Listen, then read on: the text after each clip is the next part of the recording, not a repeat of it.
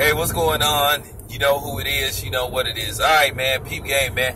All right. Once again, Oscar De La Hoya running his big mouth. You know what I'm saying? The dude with no clout talking about that certain fighters need to remain active and all that type of shit. Well, here's the thing, man.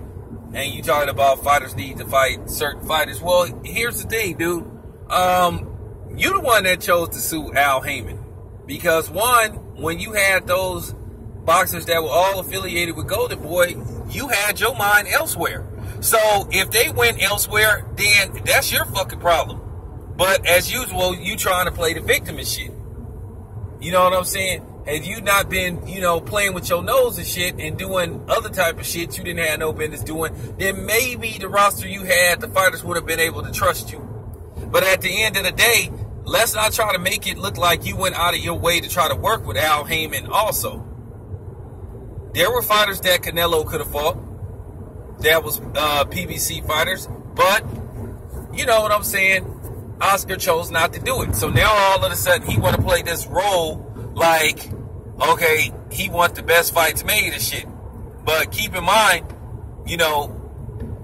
before Canelo fought Triple G, he fought a fake-ass fight against Julio Cesar Chavez. He fought a showcase fight just to be able to knock out Amir Khan. Then he fought, Liam Smith. I wouldn't exactly call that stellar fights.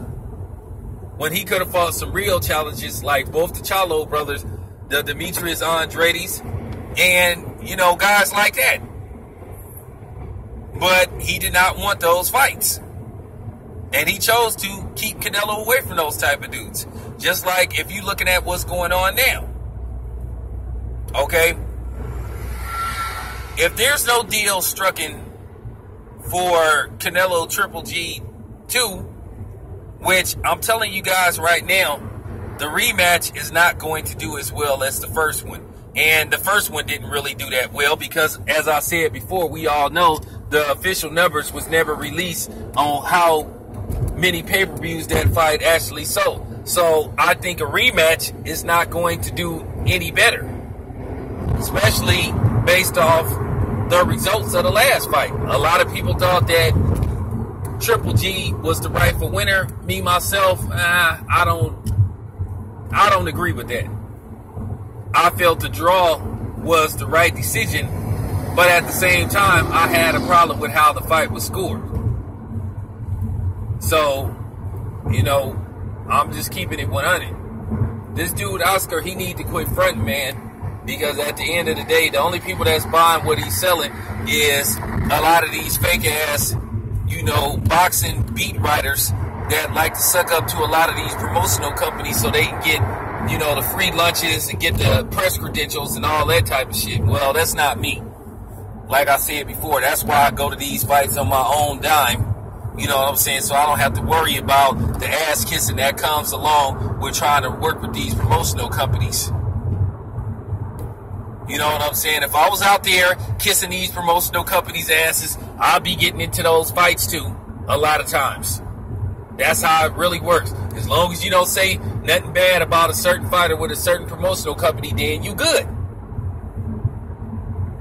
But the moment you question them or question them on some bullshit that's going on with the company or a fight, then all of a sudden, let's not fuck with this dude. Or don't give this dude any press credentials because I don't like what he said about one of my fighters or I don't like what he said about me.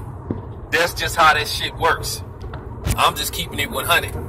There's a lot of bullshit that go behind the scenes when it comes to trying to get into these fights and you know what I'm saying, and trying to talk to these fighters and shit.